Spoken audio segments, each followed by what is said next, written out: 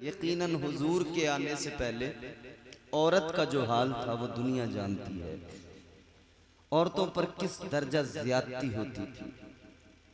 एक इंसान की जिंदगी उस वक्त तक तकरीबन मुकम्मल नहीं होती जब तक उसकी जिंदगी में कोई औरत ना आ जाए।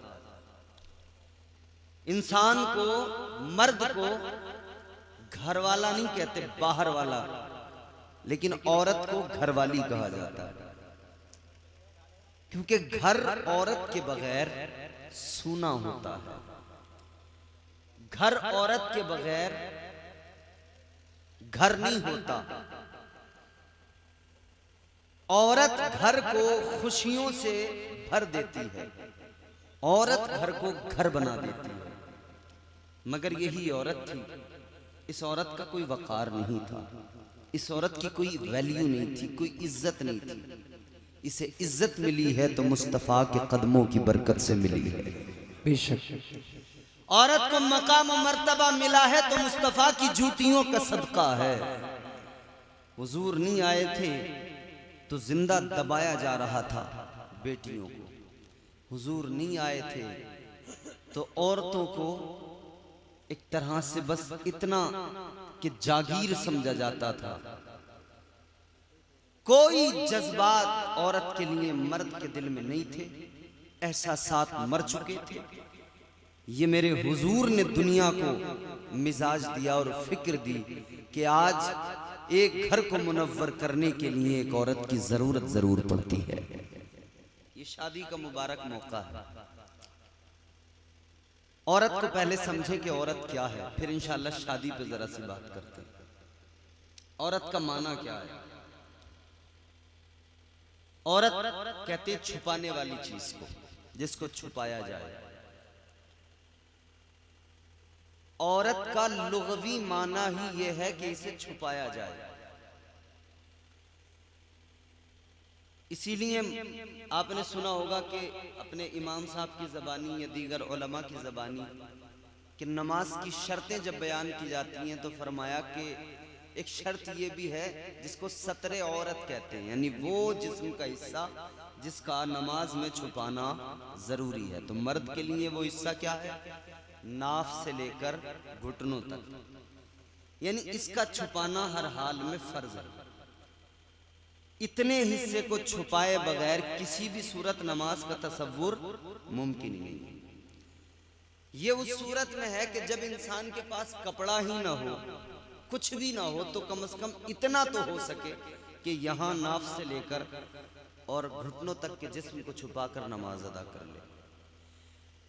आम औकात में भी मर्द के लिए इतना जिस्म हर हाल में छुपाना जरूरी है। ये जो घर में चड्डियां पहनकर, नेकर पहनकर, कच्छे पहनकर लोग घूमते हैं ना, ये अच्छी तरह समझ ले बात।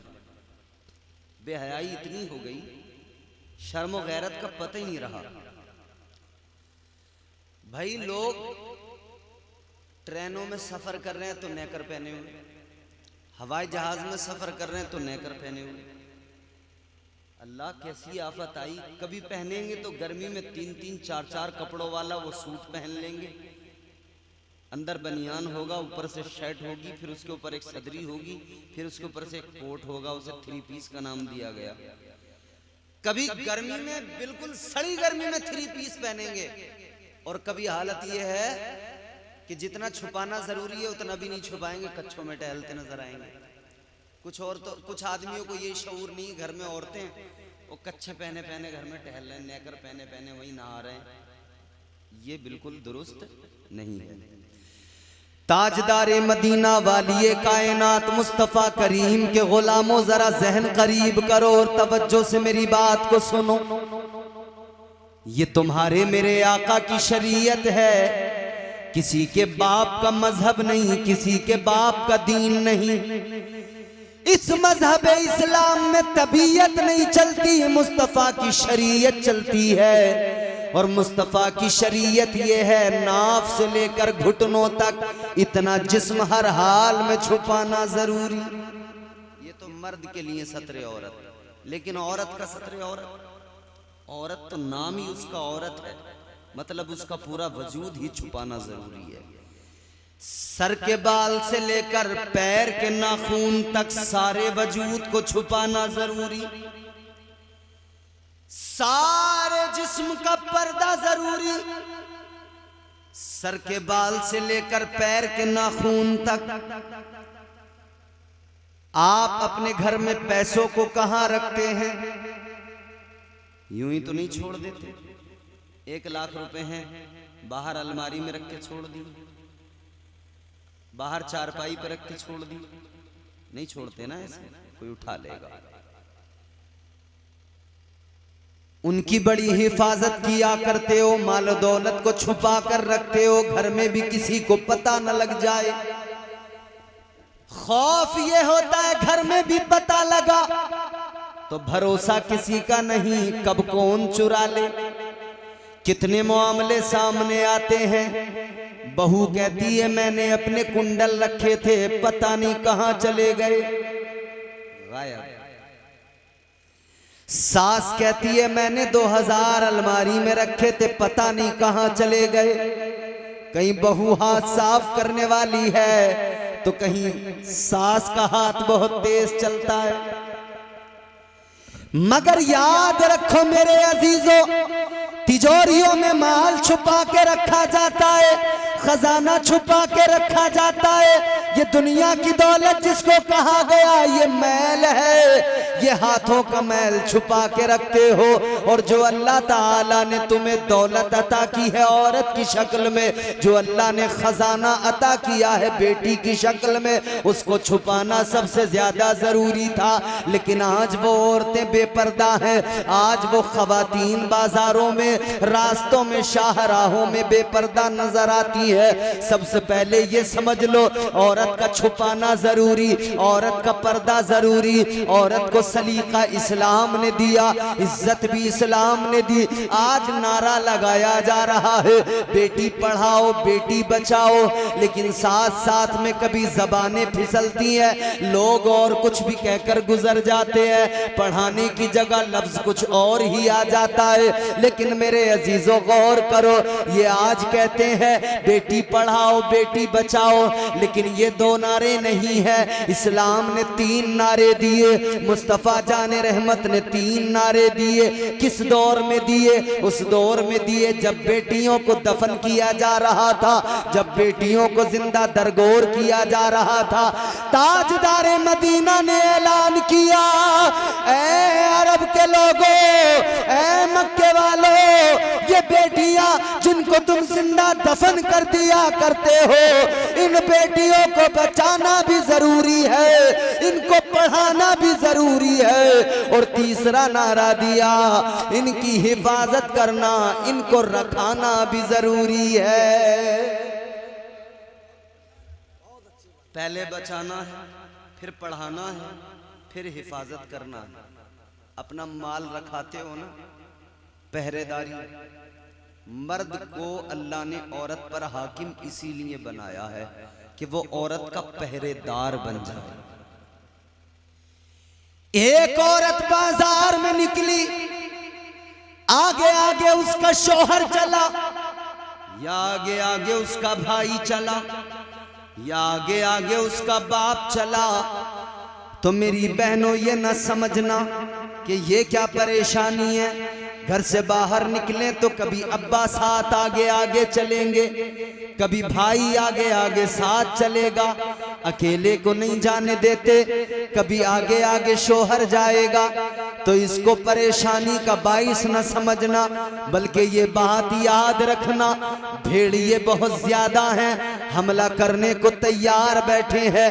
ये तेरे आगे आगे जो तेरा बाप चलता है, ये तेरे आगे आगे जो तेरा भाई चलता है, ये तेरे आगे आगे जो तेरा शौहर चलता है, ये इसलिए चलता है, इसका मकसद ये नहीं है कि ये तुझे पीछे रखना चाहता है, इसका मकसद तो ये है तू शहजादी है, शान से पीछे पीछे आ, मैं तेरा पहरेदार हूँ, आगे आगे तेरी हिफाजत करता जाऊंगा। क्या बात है, जिंदाबाद, नारे तकबीर, नारे रिसालत, नारे गौसियत, मसलके आला हजरत, वाह वाह, जिंदाबाद, बहुत अच्छा हजरत, बहुत अच्छा।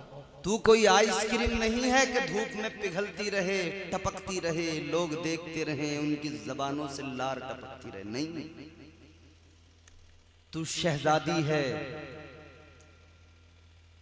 आपने क्या सुना नहीं, बादशाहों के यहाँ जब शहजादियां चलती थीं तो उनकी पालकियां निकलती थीं, दाएं बाएं कनीजों का झुरमुट होता था और आगे आगे सदा लगाने वाला सदा लगाता था, सब अपनी अपनी नजरें झुका लो, शहजादी साहिबा का गुजर हो रहा है।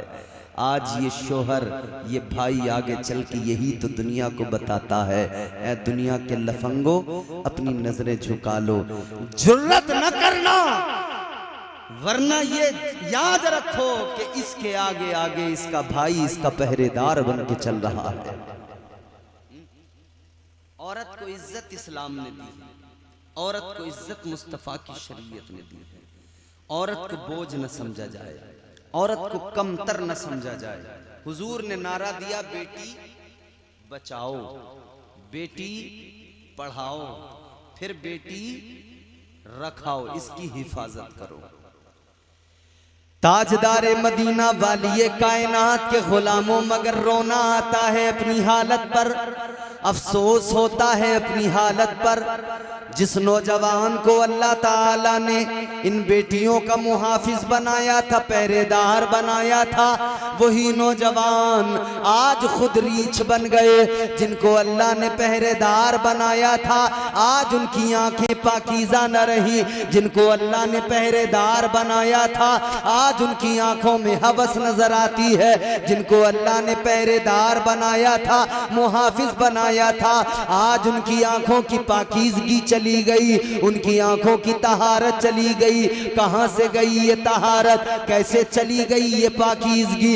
याद रखना, दुनिया की बेहयाई ने ऐसा बना दिया, दुनिया की रंगीनियां जिनको हम रंगीनियां समझते हैं, दर हकीकत ये गिलाजत है, गंदगी है। इसने ऐसा गंदा बना दिया, आंखों का तकद्दुस चला गया, आंखों की पाकीज़गी चली गई। जिनको अल्लाह ताला ने मुहाफिज बनाया वही आज देखो रीछ बन बैठे, अपनी बहनों को तकते नजर आ रहे हैं।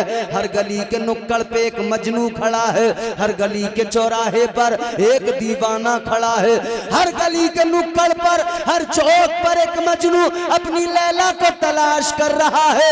मगर लैला को तलाश करने वाले मजनू, जरा पहले अपने आप को समझ ले, तू क्या है, अपने आप को जान ले, तेरा मकाम क्या है, अपने आप को पहचान ले। याद रख, तू मुस्तफा का गुलाम है, ताजदारे मदीना का उम्मती है, उस रसूल का उम्मती जिस रसूल ने कुरान दिया, वो कुरान जिस कुरान में अल्लाह ने फरमाया, कुल्लिल मुमिनीना यगुद्दू मिन अबसारिहिम, अल्लाह ने फरमाया ऐ मोमिन मर्दो अपनी निगाहों को झुका लो।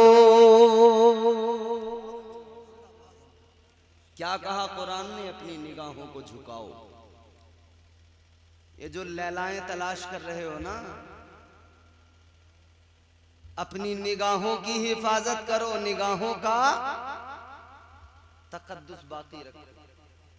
मगर साथ साथ अल्लाह ताला ने अगले मकाम पे ये भी फरमा दिया, वकुल्लिल मुमिनाति यगदुदना बिबादिहिन्ना अबसारिहिन्ना। अल्लाह के कुरान ने मजीद ये भी फरमा दिया कि ऐ औरतों तुम भी अपनी निगाहों को झुका लो। मर्दों को भी निगाहें झुकाने का हुक्म दिया कुरान ने, और औरतों को भी निगाहें झुकाने का हुक्म दिया।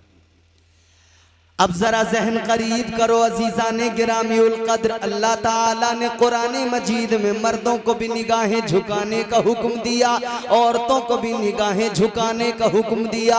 अभी पिछले दिनों 3 तलाक का मामला जब चल रहा था तो हमने डिबेट देखे, कई सारे, कई बेहया औरतें बैठती थी टीवी के ऊपर और डिबेट में वो अपनी बेहयाई दिखाती थी और बेगैरत बन के कहती थी कि कुरान में तो अल्लाह ने मर्दों से कहा अपनी निगाहें झुकाओ, तो कहने लगी पर्दा तो मर्दों के लिए है, औरतों के लिए कोई पर्दा नहीं है। अजीब बेगैरती है, अजीब तमाशा है, अपने आप को औरत भी कहती है और फिर कहती है पर्दा मेरे लिए नहीं है।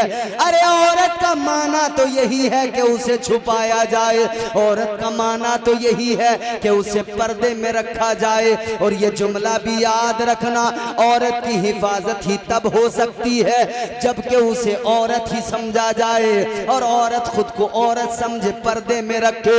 अगर वो पर्दे में रहेगी, महफूज रहेगी, पर्दे से बाहर निकल के आएगी तो उस पर गंदी निगाहें जरूर पड़ेंगी। इसीलिए अपने आप को बचाना है तो पर्दे में रखना जरूरी है। औरत को इज्जत ताजदारे मदीना ने अता फरमाई, औरतों को मकाम व मर्तबा मुस्तफ़ा करीम की शरीयत ने अता फरमाया। अब आओ जरा पीछे चलो, अब दुनिया की पहली औरत की बात बताता हूँ, कायनात की पहली औरत की तुम्हें बात बताता हूँ। दुनिया की पहली औरत, दुनिया की पहली खातून जनाबे हजरत हव्वा। अल्लाह ताला ने सबसे पहले पहली औरत को जो पैदा फरमाया, हजरत हव्वा को पैदा फरमाया।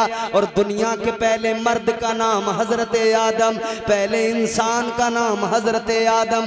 अब जरा तवज्जो करीब करें और बात को जरा दिल लगा कर सुने। पहले इंसान, पहले बशर हजरत आदम अलैहिस्सलाम, पहली औरत, पहली खातून हजरत हव्वा। और दोनों की शादी, पहली शादी कायनात की, इन दोनों का निकाह हुआ, कायनात का पहला निकाह हुआ। आज रिजवान साहब की शादी है, आज ये शादी के मौके पर मसरूर है, मगर शादी करते वक्त में ये जरा सी बातें दो चार जो अर्ज कर रहा हूँ आप भी अपने जहन में रखना, और जो माँ बहनें हमारी बैठी है वो भी अपने जहनों में महफूज कर ले। जो शादीशुदा है वो अपनी बाकी सहेलियों या अपने घर की बेटियों को बता देना, सिखा देना, और जो कुमारी है, शादी नहीं हुई, वो इन बातों को अपने दिल की तख्ती पर लिख कर लेकर जाए और इन बातों से सबक हासिल करें, जिंदगी को रोशन करें। अल्लाह अकबर कबीरा। अल्लाह ताला ने सबसे पहले हजरत आदम को पैदा फरमाया, फिर अल्लाह ने हजरत आदम को जन्नत में दाखिल कर दिया। अल्लाह ताला ने फरमाया ए आदम जन्नत में रहो, मगर हजरत आदम अकेले इंसान, अकेले वाहिद इंसान है, हम जिन्स कोई भी नहीं है, अपने जैसा कोई दूसरा नजर नहीं आता, कोई दूसरा बशर नजर नहीं आता, कोई दूसरा इंसान नजर नहीं आता। तो आपकी तबीयत नहीं लगती है, आपका दिल नहीं लगता है। ए लोगों, इंसान की फितरत में ये बात शामिल है, वो अकेला बोर हो जाता है, अकेला परेशान हो जाता है। इंसान अपने हम जिस्म में रहने का आदी है, इंसान इंसानों के साथ ही रहता है, इंसान को इंसान ही चाहिए। इसीलिए अजीजा ने गिरामीउल कद्र गौर फरमाए, दुनिया के पहले आदमी हजरत आदम अलैहिस्सलाम का दिल नहीं लग रहा था तो अल्लाह ताला ने पहली औरत को पैदा फरमाया। हजरत आदम सोए हुए हैं, जन्नत के अंदर नींद आई, अल्लाह ताला ने हजरत आदम की बाईं पसली से औरत को पैदा फरमा दिया, हजरत हव्वा को पैदा फरमा दिया। जब हजरत आदम की आंख खुली, हजरत आदम ने आंख खोल के देखा, हजरत हव्वा को मौजूद पाया। आपने फरमाया कौन हो? कहने लगी मैं हव्वा हूँ, मैं औरत हूँ। कहा किस लिए तुम्हें पैदा किया गया? अर्ज करने लगी अल्लाह ने मुझे आपके लिए पैदा किया है। हजरत आदम ने हजरत हव्वा को देखा, हाथ बढ़ाना चाहा, छूना चाहा, रब का हुक्म आ गया, ऐ आदम ये औरत है, ऐसे हाथ ना लगाना।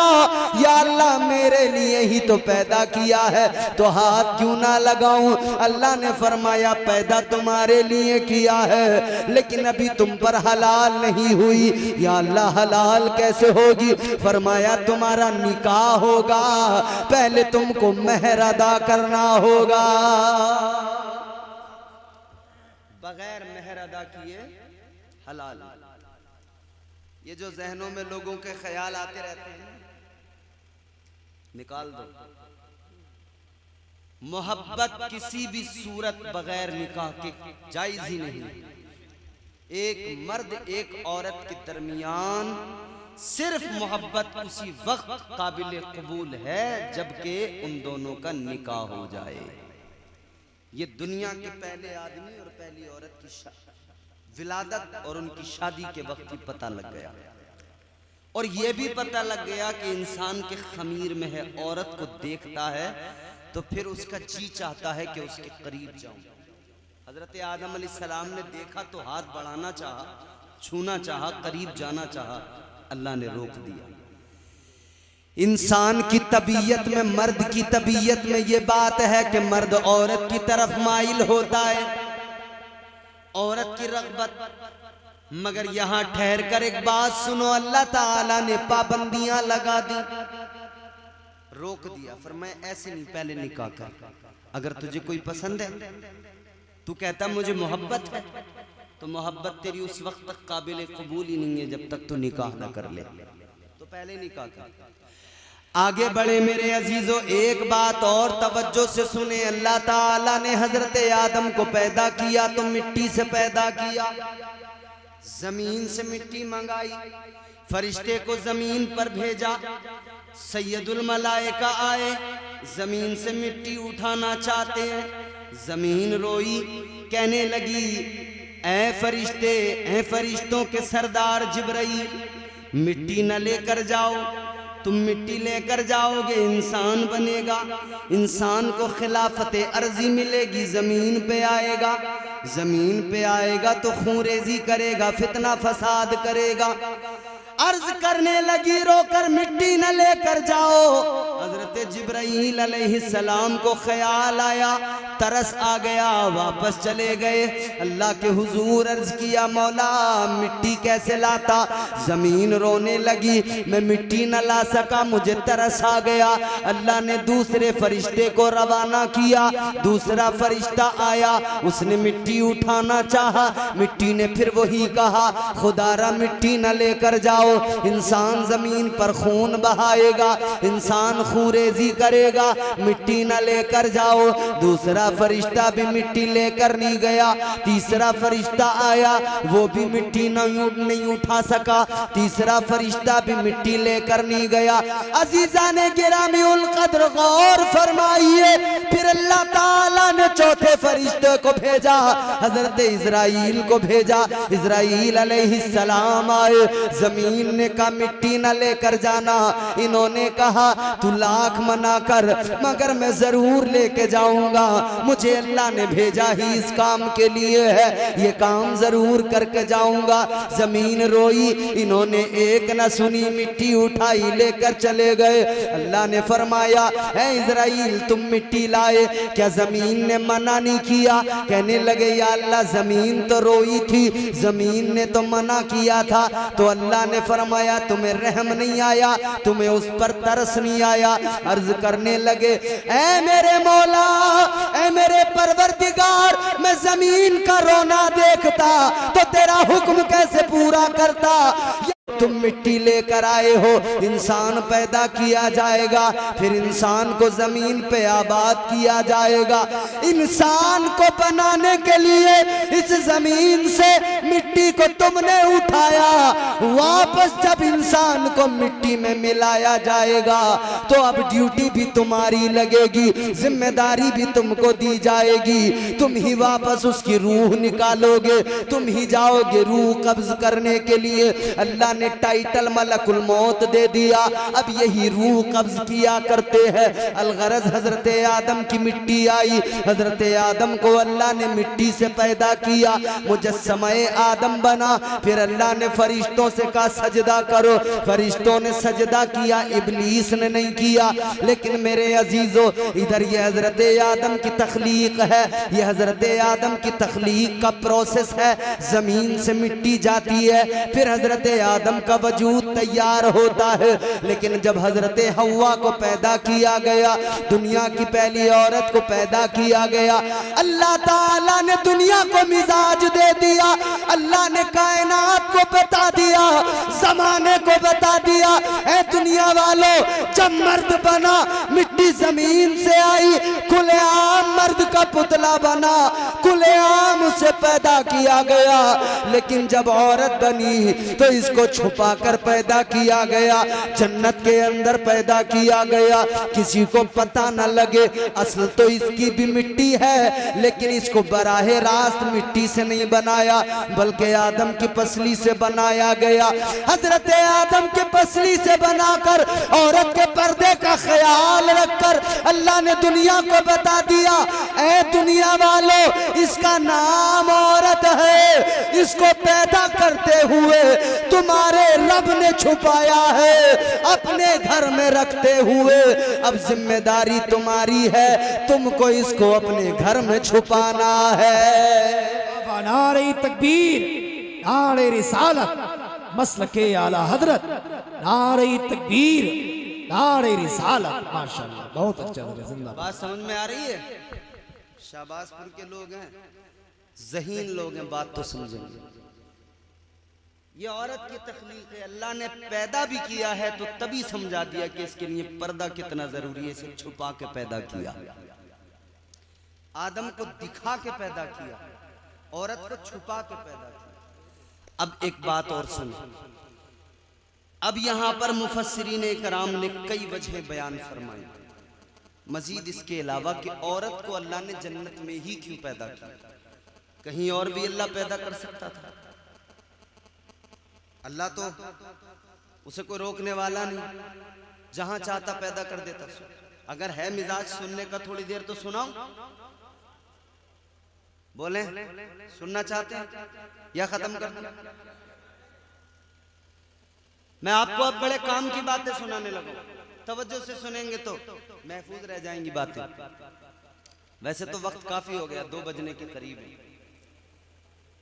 हजरत आदम अलैहिस्सलाम की तख्लीक मैंने आपको बताई, हजरत हव्वा की तख्लीक बताई। अब रिजवान भाई तुम जरा तवज्जो से मेरी बात सुनो, अब बड़ी दिलचस्प बात बता रहा हूं। आपकी शादी हो रही है ना, आप ये बात जरा गौर से सुन के जाओ। अल्लाह ने औरत को जन्नत में ही क्यों पैदा किया, ये एक सवाल है। इस पर मुफस्सिरीन इकराम ने इसकी कई वजहें बयान फरमाई। मैं 2-3 वजहें आपकी खिदमत में रखता हूं ताकि फिर मैं आगे गुजर जाऊं, वक्त कम है, बातें ज्यादा हैं। अल्लाह ताला ने औरत को जन्नत के अंदर ही पैदा क्यों किया? अल्लाह कहीं और भी पैदा कर सकता था, लेकिन अल्लाह ने औरत को जन्नत में पैदा किया, जबकि मर्द को जन्नत में पैदा नहीं किया गया, मर्द को जन्नत में रखा गया, औरत को तो पैदा ही जन्नत में किया गया। अब सुनो, मुफस्सिरीन इकराम फरमाते हैं अल्लाह ताला ने औरत को जन्नत में इसलिए पैदा किया, परवरदिगारे आलम ने औरत को जन्नत में इसलिए पैदा किया कि जब औरत की आंख खुले तो औरत जन्नत का हुस्न देख ले, जब औरत की आंख खुले उसे जन्नत की बहारें नजर आए, उसे जन्नत की रंगीनियां नजर आए, उसे जन्नत की खूबसूरती नजर आए, उसे जन्नत का हुस्न नजर आए, उसे जन्नत की रानाइयां नजर आए, उसे जन्नत की नहरें नजर आए, उसे जन्नत का हुस्न और वकार नजर आए। ताजदारे मदीना के गुलामों, अल्लाह ताला ने औरत को मिजाज दिया, ऐ औरत तुझे जन्नत में पैदा इसलिए किया गया, जन्नत का सुकून देख ले, जन्नत का आराम देख ले, जन्नत की बहारें देख ले, सब देख ले। अब तुझे दुनिया में जाना है, दुनिया में एक घर बसाना है, इधर जन्नत को देख कर जा, उधर दुनिया में जब घर बसाए तो अपने घर को इसी जन्नत का नमूना बना देना। तुम्हारे अब्बू ऐसे, तुम्हारी भाभी ऐसी, तुम्हारी ये ऐसे, तुम्हारे वो ऐसे, मरने को मर जाती है औरत, ये तुम्हारा तुम्हारा खत्म नहीं करती। वही घर है इसका, उसी में रहेगी, वहीं इसके बच्चे, वहीं पूरी जिंदगी गुजरनी है। अब इसकी घर तो इसका वही है, मगर फिर भी मर्द दम तक आखिर वक्त तक कहती है ये तुम्हारा मेरा, तुम्हारा मेरा, हमारा तुम्हारा। अजीब बात है, अजीब तमाशा है। अल्लाह ने मिजाज दिया, घर को जन्नत का नमूना बना, मगर आजकल आदमी की हालत ये है, वो घर आता है तो उसे घर जन्नत का नमूना नजर नहीं आता, कुछ और ही नजर आता है। वो कहता है इससे तो बाहर ही अच्छा था। घर में आया तो फिर इसका दिमाग पक गया सुन सुन के, कभी इसकी कभी उसकी, कभी इसकी चुगली कभी उसकी चुगली कभी इसकी। और चुगली के बगैर तो मुझे लगता है औरत रह ही नहीं सकती है, गुजारा ही नहीं है। खाना ही हजम नहीं होगा बगैर चुगली की। फरजाना ऐसी है, रुखसाना ऐसी है नहीं? मतलब सारा जोर इसी पे है। मगर मेरे अजीजों गौर करो, अल्लाह ताला ने औरत को जन्नत में पैदा किया। अब दूसरी वजह बता रहा हूं। अब दूसरी वजह बहुत अच्छी लतीफ बात है, सुनना तवज्जो से। दूसरी वजह सुनो, अल्लाह ने औरत को जन्नत में क्यों पैदा किया। दूसरी वजह, दूसरा रीजन फरमाया मुफस्सिरीन इकराम ने, नौजवानों, फरमाया कि अल्लाह ने औरत को जन्नत में इसलिए पैदा किया कि वो जब जन्नत में पैदा हो, आंख खुले, जन्नत नजर आए, जन्नत की बहारें नजर आए। लेकिन जन्नत में एक मखलूक है जिसका नाम है हूर। हूरें हैं जन्नत में। अल्लाह ताला ने जन्नत के अंदर हूरों को पैदा फरमाया। बाज तबके ऐसे हैं, कुछ लोग जो अपनी अप्सराओं को भूलकर हमारी जन्नत की हूरों पे तबसरे करने लग जाते हैं। हम कहते यार अजीब बेगैरत और ढीठ लोग हैं। वो 400, 500, 1000 और लाख अप्सराओं का जिक्र नहीं करते, 72 हूरों पे फिल्में बना देते हैं। हमने कहा गम ना करो बेटा, अभी तुम फिल्में बना रहे हो 72 हूरों पे, वो फिल्म बनेगी तुम्हारी कि दुनिया देखेगी तुम्हारी फिल्म। फिल्म दुनिया में भी बनेगी जब इधर से जाओगे, और जब जल जाओगे ना इधर भी जलोगे, फिर एक फिल्म बनेगी दोबारा। समझ रहे हो? इधर 72 हूरों पे फिल्में बनाने वालों, हम तो कम से कम कब्र में होंगे, हमारा रब उठाएगा, जन्नत में पहुंचाएगा, 72 हूरें अता करेगा। मगर तू इधर भी जल जाएगा, उधर भी चलेगा, न तुझे एक मिलेगी न तुझे 1000 मिलेगी। वो अप्सराओं का जो तेरा तसव्वुर है खत्म है। तू सोच अपने बारे में। मगर गौर करो, अल्लाह ने जन्नत में हूरों को पैदा फरमाया। अब हूरें क्या होती हैं जरा सुन लो। हूरों की खूबसूरती क्या फरमाया मेरे मदनी करीम आका ने। इंसान एक मर्तबा मरता है, एक मर्तबा मौत आती है, दोबारा नहीं आती। मगर आका ने मिसाल देकर समझाया, तमसील के साथ। बंदा मरता तो एक ही बार है, मगर तुम्हारे मेरे आका ने फरमाया अगर ऐसा होता कि एक से ज्यादा मर्तबा बंदे को मौत आती, 2 बार मौत आती, अगर ऐसा होता, ताजदारे मदीना ने फरमाया अगर एक से ज्यादा बार मौत आती तो बंदा दूसरी मर्तबा तब मर जाता जब वो जन्नत के अंदर पहली मर्तबा किसी हूर का हुस्न देखता। बर्दाश्त नहीं कर पाता, इतनी खूबसूरत है हूरें। हाँ, शादी करने वालों और शादीशुदा लोगों, यहां जरा सब्र कर लिया करो, उधर का ख्याल करके। अगर इधर बीवी सता रही है तो झगड़ा न करना, बल्कि मुस्कुराना, कहना तू सता ले, मगर उधर मुझे जो अल्लाह अता करेगा ना, वो मुझे बड़ा सुकून पहुंचाएगा। अल्लाह ताला ने हूरों को पैदा किया, गौर करो।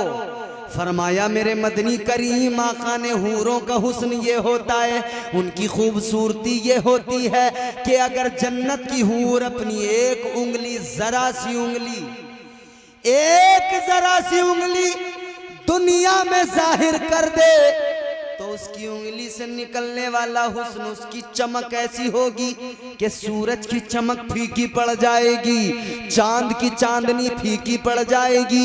ये एक जन्नत की हूर का हुस्न है अजीजो, अल्लाहु अकबर कबीरा। और इतनी तेजी होगी उसके हुस्न में कि उसका हुस्न देखा न जाएगा, बंदे गश खा के गिरने लगेंगे, कई तो उसका हुस्न देख कर मर जाएंगे।